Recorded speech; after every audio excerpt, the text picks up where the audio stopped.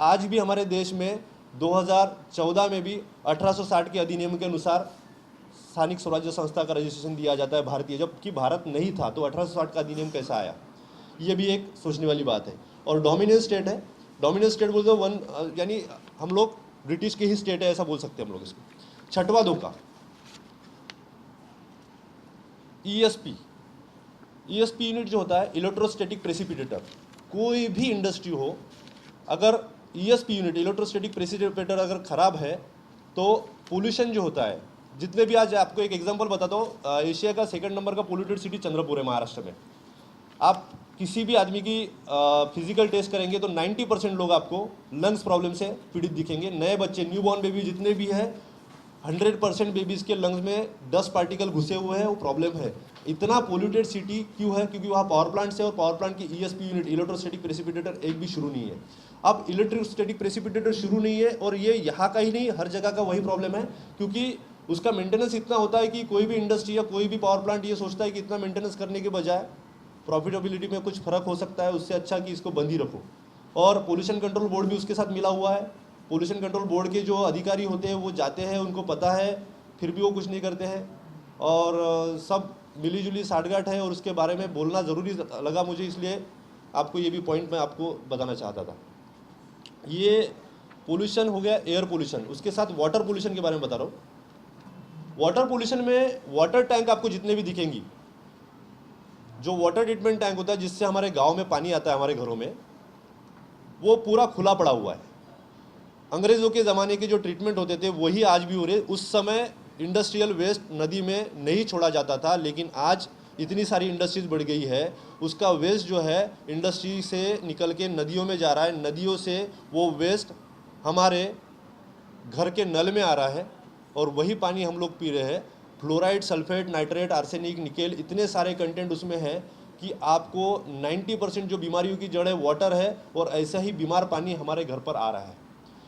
ये छोटी सी बात है। उससे बड़ी बात आपको ये बताऊंगा कि जितने भी वाटर ट्रीटमेंट प्लांट है, उसको ना वॉल कंपाउंड है, ना सुरक्षा का कोई इंतजाम है वहाँ पर। ये है drinking water arrangement. Drinking water arrangement का ऐसा सत्यानाश किया इन लोगों ने कि हज़ारों करोड़ का फंड दिया, मस्त वाटर टैंक बनाए हर गांव में, ग्राम पंचायत में, ये वो। टैंक किसके बनाए? जिसमें जानवर भी पानी नहीं पी सकता, सिर्फ वाटर स्टोरेज टैंक बनाए। और नेशनल प्रायोरिटी में क्या लिखा हुआ है कि ड्रिंकिंग वाटर अरेंजमेंट ये इंडिया की पहली प्रायोरिटी है, और उसका पूरा सत्यानाश ऐसा हुआ है कि ड्रिंकिंग ये वर्ड निकाल दिया गया और सिर्फ वाटर अरेंजमेंट हुआ है, जिसकी वजह से ये सब हमको भुगतना पड़ रहा है। स्टैंपिंग जो होता है, स्टैम्प्स के ऊपर जो हम लोग पोस्ट ऑफिस से स्टैंप लेते हैं, उसके ऊपर महान नेताओं के श्रद्धांजलि के वो स्टैम्प बनाए गए हैं, और उसके ऊपर ब्लैक शाई से उसके मुंह पे ऐसे स्टैम्प मारे जाते हैं कि किसी की मूछें निकल आती, किसी का कुछ होता है, किसी के कार्टून बन जाते हैं। तो हमारा ये सजेशन है उसमें कि स्टैम्प पे ब्लैक शाई, निषेध वाली शाई न यूज़ करते हुए, इंक यूज़ न करते हुए रेड करनी चाहिए, और वो फोटो के, महान आदमी के फोटो के बाजू में एक वाइट प्लेस रहना चाहिए जिसपे वो स्टैंपिंग हो, ताकि उनका अपमान ना हो। जन लोकपाल बिल के बारे में भी है, आपको प्रेस नोट में दिख जाएगा। नथुराम गोडसे की अभी तक अस्थियाँ नहीं दी गई है। उसके बाद उनका जो दलीलें थी कोर्ट में दी गई कि गांधी जी को क्यों मारा, वो आज तक छुपाई गई। आज तक हमको पब्लिकली बताया नहीं गया कि उन्होंने क्या दिया हुआ है। वर्ल्ड बैंक में जो लोन हमने लिया हुआ है, उसमें जो देश के पेपर्स गिरवी रखे हुए हैं, उस पेपर्स को आज तक छुड़ाया नहीं गया। कब छुड़ाएंगे और कब हम लोग आर्थिक और रियल आज़ादी पाएंगे, ये समझ में नहीं आ रहा है। किसी आम आदमी को राजनीति से अगर दूर रखना, तो इतनी ज़बरदस्त साजिश इन लोगों ने की है कि कोई भी आम आदमी या अच्छा सच्चा आदमी अगर चाहे कि किसी भी राजनीतिक पार्टी में अगर नहीं लड़ते हुए देश के लिए कुछ करना चाहता है और इलेक्शन लड़ना चाहता है, तो उसको जानबूझ के इलेक्शन कमीशन द्वारा और देश की बड़ी बड़ी पार्टियों के द्वारा जानबूझ के उसको सिर्फ 10 से 15 दिन के पहले सिंबल दिया जाता है। इतना बड़ा निर्वाचन क्षेत्र होता है, 1762 गांव होते हैं, 2000 गांव होते हैं। इतने बड़े निर्वाचन क्षेत्र में एक आदमी 10 दिन में पहुंच नहीं सकता, मालूम है, लेकिन जो बड़ी पार्टियां है वो ऑलरेडी पहुंची हुई होती है। मतलब किसी भी हालत में कोई भी नया आदमी जो अच्छा है, सच्चा है, वो आदमी देश की राजनीति में हिस्सा नहीं ले सकता है। उसको बाहर रहते के ही आंदोलन ये वो करना है, और आंदोलन को भी दबाने की 1860 का अधिनियम आपने देखा हुआ है, उसमें वो भी साजिश उनकी सक्सेस हो रही है। तो ये कम से कम 4 महीने, 6 महीने, साल भर पहले अगर सिंबल मिल जाए तो कोई भी आम आदमी अपक्ष लड़के भी उनके साथ टक्कर दे सकता है। वो देश के लिए कुछ करने की जज्बा रखते हुए सक्सेस हो सकता है। राहत योजना जितनी बनाई गई, मैंने बड़े बड़े जेल भरो आंदोलन किए, मोर्चे निकाले, जितनी भी राहत योजना होती है, जैसे किसानों के लिए हो, बाढ़ पीड़ितों के लिए हो, जितनी भी हो, राहत योजना की सिस्टम ऐसी बनाई है कि मिनिस्टर से बाद में सेक्रेटरी, सेक्रेटरी से कलेक्टर, कलेक्टर से ग्राम सेवक, ग्राम सेवक से तहसीलदार, ऐसा जाते जाते जाते जाते रियलिटी में 10% भी जो राहत योजना है वो लोगों तक नहीं पहुंचती है। और इसके लिए जब दोबारा आंदोलन किया गया तो एक समिति गठित की। समिति में भी कौन थे? जो बंगलों में रहते हैं, महलों में रहते हैं, उनको कुछ पता नहीं है उसके बारे में कि उसकी समस्या क्या है। तो हमारा उसके ऊपर एक सुझाव ऐसा है कि जो पीड़ित है उनको भी उस समिति में लिया जाए और उनका भी स्टेटमेंट वहाँ रिकॉर्ड हो ताकि उसको सही न्याय मिल सके। सबसे ज़बरदस्त एक युवाओं के लिए धोखा ऐसा हो रहा है कि बेरोजगारों को रोजगार देने के लिए एक स्कीम निकाली गवर्नमेंट ने, PMEGP, prime minister employment generation programme, जिसमें कोई भी बेरोजगार अगर है तो उसको 25 लाख तक का लोन दिया जाता है कोई भी इंडस्ट्री डालने के लिए। अब इंडस्ट्री डालना है, 25 लाख का लोन मिल रहा है तो कोई भी एक्साइटेड होकर जाएगा, लेकिन वहां जाने के बाद आपको पता चलता है 2 डिपार्टमेंट बनाए उन्होंने KVIC के अंदर में, KVIB और DIC। DIC होता है सिटी के लिए और KVIB होता है ग्रामीण के लिए। वहाँ होता यह है कि सबसे पहले आपकी एटीट्यूड, आपकी शक्ल, आपके कपड़े देख के लिटरली इंसल्ट की जाती है, भगाया जाता है। ये मेरे साथ हुआ है, उसी के बारे में आपको प्रैक्टिकल एक्सपीरियंस शेयर कर रहा हूँ। उसके बाद भगाया, एक दिन किसी को दया आई, 15 दिन चक्कर काट काट के, तो चपरासी ने बोला कि तू बैंक में बात कर, बैंक में कुछ रेडी हो गया तो मैं तुमको यहाँ से करा दूंगा। तो बैंक में गया तो बैंक में उससे भी 10 गुना इंसल्ट कराएगी। अब इतना सारा इंसल्ट होने के बाद भी एक कॉन्फिडेंस था कि अगर रोज रोज हम चक्कर काटेंगे तो मिल जाएगा। तो बैंक मैनेजर ने फिर सजेशन दिया, जब 18 साल का था मैं, छोटा मोटा कोई काम शुरू करो, ट्रांजैक्शन शुरू करो, मैं आपको लोन दूंगा। 4-5 साल मैंने अच्छा काम किया, ट्रांजैक्शन बढ़ा, मेरा बिजनेस अच्छा हुआ। उसके बाद बैंक मैनेजर ने बोला बेटा लोन वगैरह चाहिए तो ले लेना। तो मुझे एकदम याद आया कि DIC की ऐसी स्कीम है जिसमें कि मुझे लोन मिल सकता है और मैं फैक्ट्री शुरू कर सकता हूँ। DIC के ऑफिस में गया, तब तक मेरा बिजनेस सेट हो गया था, मैं अच्छा एटीट्यूड आ गया था, सब कुछ ठीक था। तो DIC में जैसे ही गया तो जिस ऑफिस के चपरासी ने भगाया था उस ऑफिस का इंचार्ज मुझे लेने बाहर आ रहा है, धर्माधिकारी साहब थे वहाँ पे। उन्होंने बिठाया, चाय पिलाई, फॉर्म भरा। मेरा फॉर्म में जब उन्होंने नाम पढ़ा, अरे नितिन पोहाने, निप्पो इंडस्ट्रीज, आप तो सक्सेसफुल इंडस्ट्रियलिस्ट हो, तो आपके जैसे सक्सेसफुल लोग अगर ये सब्सिडी उठाएंगे तो बेचारे बेरोजगार लोग क्या करेंगे। तो रोंगटे खड़े हुए मेरे शरीर पे कि जब मैं बेरोजगार था तो इन्होंने भगाया था, और अब जब सक्सेस हुआ हूँ, सक्सेस हो गया हो, बोला सक्सेस हुआ हो तो ये बोलते कि बेरोजगारों के लिए। मतलब मैं तभी समझ गया कि ये सिर्फ मिनिस्टरों के पैकेज के लिए बनाई गई स्कीम है, नेताओं के लिए बनाई गई है, बेरोजगारों के लिए नहीं बनाई। तब मैंने कसम खाई थी 2004 में कि आज के बाद मैं जिस तरह से मेरे साथ हुआ है मैं किसी बेरोजगार के साथ होने नहीं दूंगा। और उसका नतीजा ऐसा हुआ कि आज सैकड़ों लोग ऐसे हैं जो पान की दुकान चलाते थे, वो खुद की इंडस्ट्रियलिस्ट बन चुके, इंडस्ट्री डाल के इंडस्ट्रीज बन चुके, सक्सेसफुल इंडस्ट्रियलिस्ट है। अब इन्होंने क्या किया है कि 25 लाख के लोन में आपको बेरोजगार अगर है तो अपने पिताजी भी अपने ऊपर भरोसा नहीं करते। जब हम लोग बेरोजगार होते हैं, अपना घर मॉर्गेज नहीं देंगे, अपने को 2 गारंटर कोई मिलेगा नहीं। तो उसके लिए जब 2009 में लड़ा तो एक CGTMSE, credit guarantee trust for micro and small enterprises, एक स्कीम निकाली। CGTMSE का रूल ऐसा होता है कि 25 लाख तक का आपको गारंटर भी नहीं लगेगा, मॉर्गेज भी नहीं लगेगा, आपको फैक्ट्री खुद डाल सकते हो। तो लिखा था उसको, नेशनल एंथम जो बनाया गया, एक्चुअली आपको इंटरनेट पे भी दिखेगा, वो एक स्वागत गीत था। 5 जॉर्ज जब इंडिया में आया तो उसके स्वागत के लिए गेटवे ऑफ इंडिया बनाया गया, उसके स्वागत के लिए वो गीत गाया गया, उसको आज पत्थरों पे लिखा हुआ है। तो ये नेशनल एंथम बोल के जो कंपलसरी कराया जा रहा है, हमारा ये बोलना है कि नेशनल एंथम रहना चाहिए, गर्व होना चाहिए। किसी का स्वागत गीत अगर हम आज भी गा रहे हैं तो कहीं तो भी हमारे साथ भावनाओं के साथ खिलवाड़ हो रहा है। 17वां धोखा, जहाँ पे इंडस्ट्रीज खुलती है तो वहाँ पे रूल है कि 80% स्थानिक लोगों को रोजगार देना चाहिए। लेकिन होता क्या है कि जो मैनेजर होता है या जो ओनर होता है वो अपने अपने क्षेत्र से लोगों को लेके आता है और 20% भी स्थानिक लोगों को रोजगार नहीं मिलता। ये भी एक धोखा है।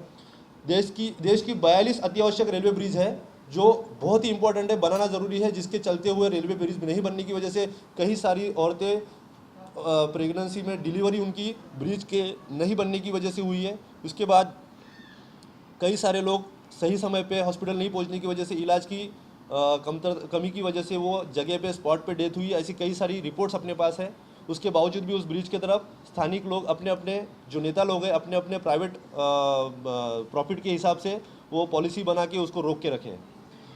19वां धोखा, मेडिकल कॉलेज भी ऐसी बहुत सारी जगह पे सैंक्शन होके है, लेकिन मेरी जगह पे चाहिए, मेरी ऐसे लोकल जो लीडर्स होते हैं वो लोग अपने अपने खींचातानी में कि मेरे जगह के भाव बढ़ेंगे, इसके लिए उसको भी रोक के रखा है। 20वां धोखा, सभी यूनिवर्सिटी जो होते हैं, एजुकेशन यूनिवर्सिटी, जिसमें 45 दिनों में रिजल्ट लगाना कंपलसरी है, लेकिन कोई भी यूनिवर्सिटी का रिजल्ट 45 दिनों में 90% जो यूनिवर्सिटीज़ है 45 दिनों में रिजल्ट लगाते नहीं है। उसके बाद पेपर अंधाधुंध चेक किए जाते हैं, उसका रिजल्ट ऐसा आता है, अगर कोई बच्चा फेल होता है उसको रिवैल्यूएशन के लिए डालता है, उसको फीस भी भरनी पड़ती है और बाद में पता चलता है कि वो सही था और पास हो गया है। अब इसका मुआवजा जो है उसने जो लेक्चरर था, जो टीचर था जिसने पेपर चेक किया था, उसने भरना चाहिए उसको, ये छोड़ के उसी से फीस ली जाती है। जबकि गलती उनकी है तो उन्होंने उसका भुगतान करना चाहिए। 21वां धोखा ब्लैक मनी के ऊपर जो चल रहा है कि ब्लैक मनी स्विस बैंक में है, इधर है, उधर है। हमने ऐसे कई सारे जगहों पे मालूमात निकाली है कि जैसा एक लोकल लीडर है, लोकल पॉलिटिशियन है, तो उसके फार्म हाउस पे या उसके गोडाउन में इतने बड़ी मात्रा में फंड इन्होंने जमा करके रखा है, छुपा के रखा है, गाड़ के रखा है, गड़ा के रखा है कि अगर सही मायने में उसकी जांच हो तो पता चलेगा कि 100 रुपये अगर ब्लैक मनी है तो उसमें से सिर्फ 10% अमाउंट जो है आउट ऑफ कंट्री है स्विस बैंक में। 90% अमाउंट आपको देश के ही लोगों के, पॉलिटिशियंस के अलग अलग फार्म हाउस और गोडाउन में जमा करके मिलेगा। और ये अगर इसकी छानबीन करना है तो मेरा ये बोलना है, मेरा आपके मीडिया के थ्रू देश के जो भी ईमानदार मंत्री या जो भी ईमानदार ऑफिसर्स हैं उनसे ये बोलना है कि अभी इलेक्शन में सही समय है, सभी के गोडाउन में और सभी के फार्म हाउस पे रेड करो, आपको 90% ब्लैक मनी इंडिया में मिलेगा। धन्यवाद। इसके अलावा थैंक यू। अच्छा, एक छोटा सा बोल 71 कंट्रीज़ को जो मैंने ट्रांसफ़र ऑफ पावर के एग्रीमेंट के अंदर आने वाले जो है कॉमनवेल्थ जो लोग हैं, कॉमनवेल्थ कंट्रीज़ जो है, उनके प्राइम मिनिस्टर्स के साथ, उनके वहाँ के लोकल लीडर्स के साथ मेरा बातचीत शुरू है।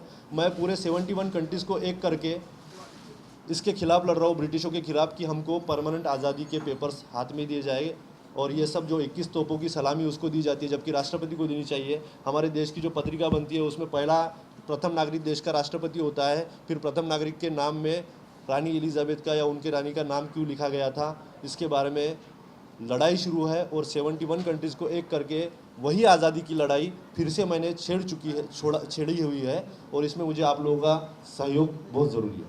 आपने जो डिस्कस किया सब बातों को लेकर एक इश्यू बनता है कि आप पार्लियामेंट तो नहीं पहुंच सकते, लेकिन आप एक महाराष्ट्रियन हैं, एक आदमी का एक आम आदमी है, दायरा इतना बड़ा नहीं है जी। तो राज ठाकरे से, बाल ठाकरे से कभी आप मिले और आपने डिस्कस किया जो छोटी सी बात को लेकर लड़ाई झगड़े शुरू हो जाते हैं, इतनी बड़ा इशू है आपके, असल रियल चीज़ें हैं जो आपने बताया है, क्या आपने कभी सोचा नहीं?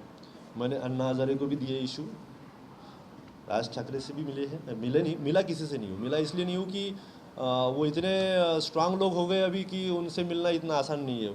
जैसा अरविंद केजरीवाल गए थे मोदी जी के पास तो नहीं मिल पाए, लेकिन हकीकत ऐसी है कि अरविंद केजरीवाल के पास भी जाने गए तो हम भी नहीं मिल सकते उसको। इतना यानी सख्त इन्होंने पहरा लगा के रखा अपने आसपास। चाहे आप किसी भी मुद्दे पे मिलने जाओ तो इतना आसान नहीं मिलना। लेकिन मैंने अन्ना हजारे जी से पर्सनल मुलाकात हुई है, उनको ये सब मुद्दे दिए हुए हैं। मेरे को रिजल्ट कहीं से भी आया नहीं पॉजिटिव। आखिर में मैंने ये सोचा कि अकेले लड़ना है और इसलिए आज अकेला यहाँ पे हूँ। और कोई भी पॉलिटिशियंस को जिनको भी बोला, मैंने आज बुलाया भी था सभी को, बहुत सारे लोगों को बुलाया था कि मैं इन मुद्दों पे लड़ रहा हूँ, अगर आपको लगता है कि इस मुद्दों पे साथ देना चाहिए, मेरे साथ कोई नहीं है। मेरे साथ प्रेम भाई। Thank you. कहीं ना कहीं महाराष्ट्र सरकार भी इसके लिए दोषी है।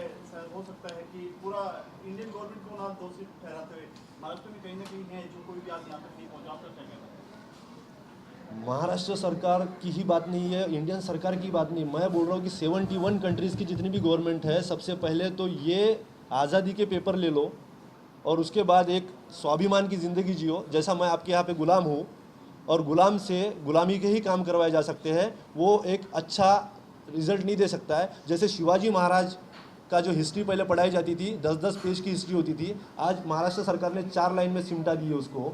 ये हमारे अंदर जो योद्धा की या हमारे अंदर फाइटर की या हमारे अंदर अच्छे कामों के लिए लड़ने की जो बचपन से हमारे ऊपर संस्कार होने चाहिए, उसको दबाने के लिए एक सोची समझी साजिश है कि इनको ऐसे लोगों के बारे में ना पढ़ाए जिनकी वजह से मोटिवेट हो और जिनकी वजह से ये फ्यूचर में कुछ आंदोलनात्मक काम करे। ये महाराष्ट्र गवर्नमेंट की भी साजिश है, ऐसा बोल सकता हूँ कोई नहीं। क्योंकि जिस महाराष्ट्र में शिवाजी महाराज जन्मे, उसी महाराष्ट्र की किताब में, हिस्ट्री की किताब में आप 4 लाइन में समेट रहे हो। पहले तो 10-10 पेज आते थे, धीरे धीरे 4 लाइन में आ गए। तो ये क्या साजिश ही हो सकती है? आप पब्लिक के बीच में चीजें ओपन क्यों नहीं करते? आपने मीडिया को बुलाया, आप पब्लिक के बीच में जाके मेरी जहाँ भी सभा होती है, होर्डिंग के थ्रू आप बस बहुत लगा, बहुत मेरे डीवीडीज में आपको दिखेगा। इतने डीवीडी सबके सर्कुलेशन में नहीं आ सकती, आप होर्डिंग में लगवा सकते हैं, ट्रेन में, ये सब चीजें। सर इसीलिए बोल रहा हूँ कि अकेला हूँ, जितना कर सकता था किया मैंने। मिश्रा जी को रिक्वेस्ट की कुछ तो भी करो, क्योंकि मेरे ये सब पॉइंट है। ऐसा ना हो कि इससे पहले मुझे मार डाले, क्योंकि यासीन मलिक के खिलाफ बोलना इतना आसान नहीं है, अलकायदा के खिलाफ बोलना इतना आसान नहीं है। और मरने के लिए तैयार हूँ मैं, शहीद होने के लिए तैयार हूँ। बस मरने से पहले ये चीज़ें मैं लोगों तक पहुँचाना चाहता था। अब आपके ऊपर जिम्मेदारी देता हूँ, मैं रिक्वेस्ट करता हूँ कि इसको जितने जल्द हो सके, जब तक जिंदा हो तब तक पहुँचा दीजिए। एक बड़े शेर जो हैं दुष्यंत कुमार साहब के कहते हैं कि इस नदी की धार से ठंडी हवा आती तो है, इस नदी की धार से ठंडी हवा आती तो है, नाव जर्जर ही सही मगर लहरों से टकराती तो है। तो ये देश की उन लहरों से टकराने के लिए निकल पड़े हैं जो वाकई में अपने आप में तोप हैं। और तोप जो है वो एक महातोप बनाने की कोशिश में इन्होंने आप सबों को बुलाया है। तो आज ये अकेला नहीं है, संजोग बस मैं इनके साथ हूँ, इनका प्रशंसक हूँ, इनकी सोच और विचारधारा का मैं एक फैन हूँ, कदरदान हूँ। जिस तरीके से ये देश स्टार्टअप के पीछे भागता है, हम ऐसे महान नौजवान और नव शक्तियों के बीच अपने आप को उजागर करने की हिम्मत जुटाते हैं। देखिए बहुत बड़ा काम है, बहुत कठिन काम है, क्योंकि ये इतनी बड़ी विचारधारा के साथ लेके आप जैसे प्यारे भाइयों के बीच में ये उम्मीद जताते हुए कि ये बात भारत के कोने कोने तक पहुंचाया जाएगा। और इलेक्ट्रॉनिक मीडिया बहुत ही पावरफुल है, और मीडिया नहीं, चूंकि आपके माध्यम है, सबसे पहले आप एक इंसान हैं, तो अपनी विचारधारा, जैसे भाई साहब ने कहा कि आप होर्डिंग्स क्यों नहीं बनाते, पोस्टर्स क्यों नहीं लगाते, लोगों को आंदोलन में जोड़ते क्यों नहीं, तो ये सारी प्रक्रिया चालू है। लेकिन इसकी सही जागरूकता, सही तरीके से, सही मायने में, सही अर्थ में सटीक लोगों के बीच में कैसे पहुंचाया जाए। हैं बहुत सारे लोग हैं, यहाँ है, वहाँ है, जहाँ है, कहाँ नहीं, but we need to galvanize all of them together. Nitin ji की ये सोच, नितिन जी की ये विश्वास, नितिन जी की ये ख्याति, और ये एक आंदोलन है। आंदोलन कहीं ना कहीं भीतर से शुरू होता है, उसको वक्त लगता है, समय लगता है, थोड़ा सा एक फासला है जिसको दूर करना है, लेकिन मुझे पूरा विश्वास है कि पीर पर्वत हो चुकी है, अब पिघलनी चाहिए, इस हिमालय से कोई गंगा निकलनी चाहिए। तो गंगा का जो है उद्गार है, उद्गम है, वो शुरू हो चुका है। और ये जल की सबसे बड़ी समस्या देखिए, हमारे और आपके जीवन को कम से कम 100 वर्षों तक, यदि ये ऋषि मुनियों का देश है, तपस्वी और साधकों का देश है, तो कम से कम 100 वर्षों का जीवन हम सबों का होना चाहिए। लेकिन ये तो गड़बड़ पानी हमारे 50 साल की जिंदगी लेके चला जा रहा है। उसके बाद दुनिया भर का तनाव, देश दुनिया, ये तमाम चीजें हमारी और आपकी जिंदगी को खत्म किए चले जा रही है। तो हम और आप अपनी ज़िंदगी को सलामत करने की ये 21 मुद्दे जो आज आप लोगों के बीच में रखे गए हैं, इस वादे विश्वास के साथ कि मुझे लगता है कि आप सब घर घर तक लोगों के बीच में पहुंचाएंगे। और सबसे पहले हम बदलेंगे तो जग बदलेगा। शुरुआत अपनी ओर से होनी चाहिए। Charity begins at home. इन्होंने बेरोजगारी से एक सफल एंटरप्रेन्योर की गाथा और एक महायात्रा को हमारे और आपके बीच में रखा है। तो ये हमारे और आपके बीच में एक ऐसे दास्तान के दस्तावेज बने जो हमारे बच्चों के लिए प्रेरणा का एक स्रोत बने और समाज के लिए बने। इन्हीं चंद शब्दों के साथ, चूँकि एक प्रेस कॉन्फ्रेंस है जहाँ पे बातों को सिर्फ रखना है, और एक नया मंच तैयार होगा जहाँ आप सबों का बहुत बहुत स्वागत होगा।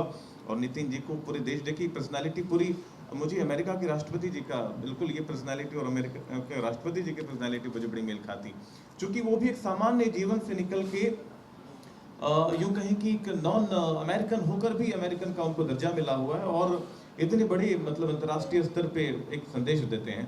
तो ये संदेश इनके भीतर में हमें हमारे देश में बैरक ओबामा मिल चुका है, और मुझे पूरा यकीन है कि ये लोग जो हैं अपनी बातों के साथ मरेंगे और उसको अमर करेंगे। जय हिंद, जय महाराष्ट्र, जय भारत। होगा अभी 22 तारीख को प्रोग्राम है, 22 मार्च को, तो हर जगह मैं ये पूरे पॉइंट रखता हूँ। अच्छा, इसमें